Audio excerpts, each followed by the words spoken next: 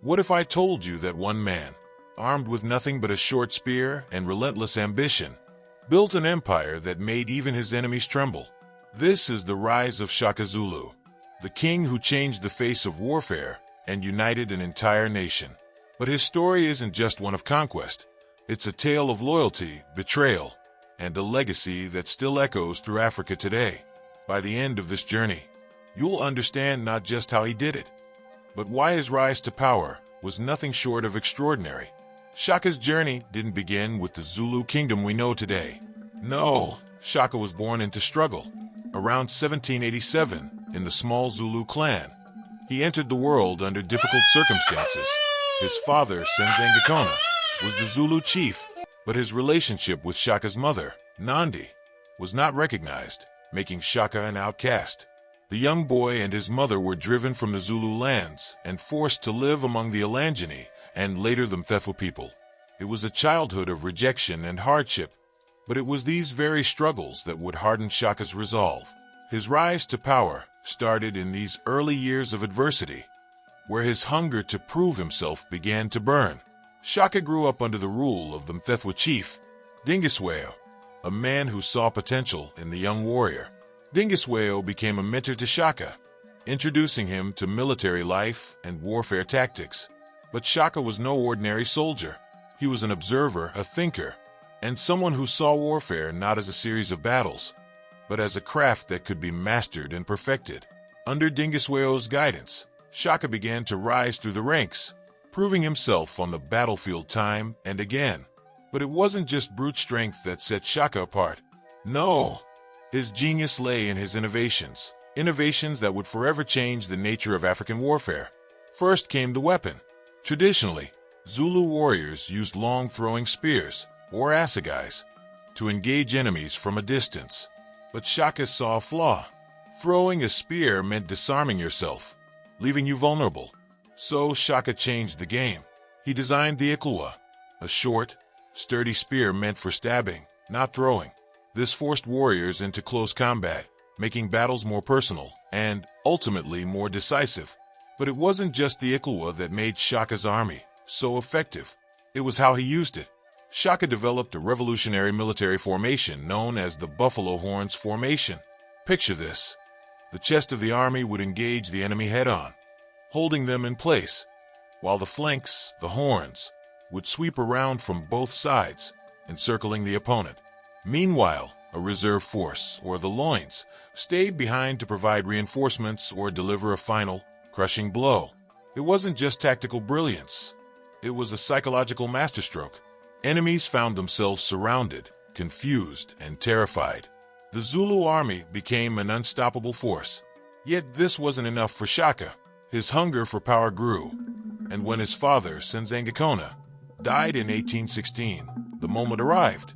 With the support of Dingiswayo and the Mthethwa, Shaka claimed leadership of the Zulu clan. But his vision extended far beyond leading a small group of people. Shaka's ambition was to unite the fractured tribes of southern Africa into a single, powerful nation. His first step was consolidating his power, absorbing nearby clans through both diplomacy and force. Those who resisted faced the might of Shaka's newly reformed Zulu warriors. In 1818, Shaka faced his greatest military test yet. Zwide, the powerful leader of the Ndwandwe. The two forces met at the Battle of Cockley Hill, a battle that would define Shaka's legacy. Outnumbered and facing what seemed like certain defeat, Shaka's tactical brilliance came into play.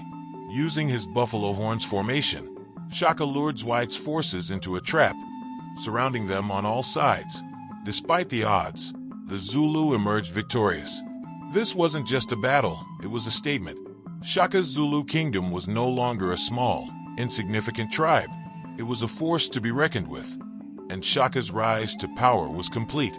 But here's the thing about Shaka. His genius didn't just lie in warfare. Shaka understood that to truly rule, you had to shape the very fabric of society.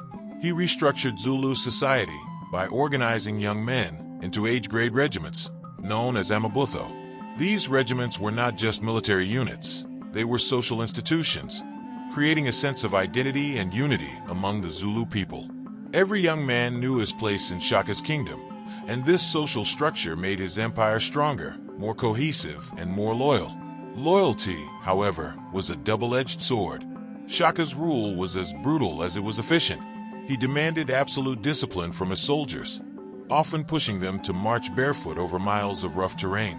Those who showed weakness or disobedience were punished severely, sometimes with death. But this ruthlessness extended beyond his soldiers.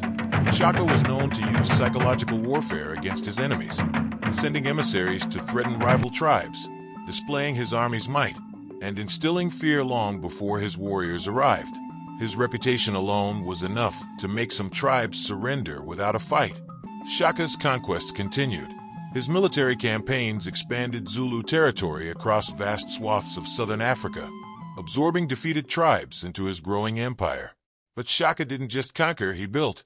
His kingdom was not a collection of fractured lands, but a centralized, unified nation. He promoted agricultural production to support his armies, encouraged trade with neighboring tribes, and developed large-scale cattle farming, which became a symbol of wealth and power in the Zulu kingdom. Yet, as with any great leader, Shaka's reign was not without its challenges. His unrelenting drive and harsh methods created enemies, both within and outside his kingdom. In 1828, the final act of Shaka's life unfolded, not on the battlefield, but in the shadows of betrayal. His half-brothers, Dingaan and Mlengana, conspired against him, fearing his growing power and cruelty. On that fateful day, Shaka Zulu, the man who had risen from obscurity to become one of Africa's greatest kings, was assassinated. But here's the thing. Shaka's death didn't end his story. His legacy lived on, not just in the empire he built, but in the minds of those who came after him. His military tactics, his social reforms, and his vision for a united Zulu people set the stage for a kingdom that would endure long after his assassination. The Zulu kingdom stood strong against colonial forces, thanks in large part to the foundation Shaka had laid. So, what truly made Shaka unstoppable? Was it his military brilliance, his psychological tactics, or his unyielding discipline?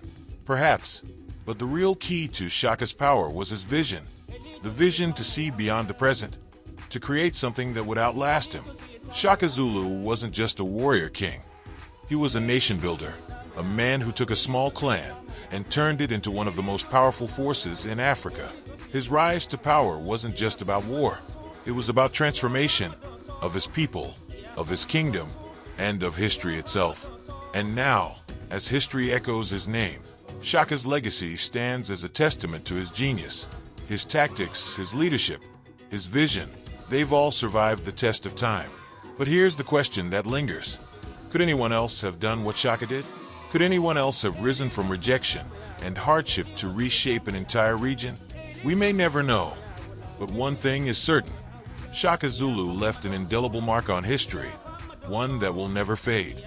If you found this journey into the life of Shaka Zulu as fascinating as I did, make sure to like and subscribe for more deep dives into the great warriors and kings who shaped history.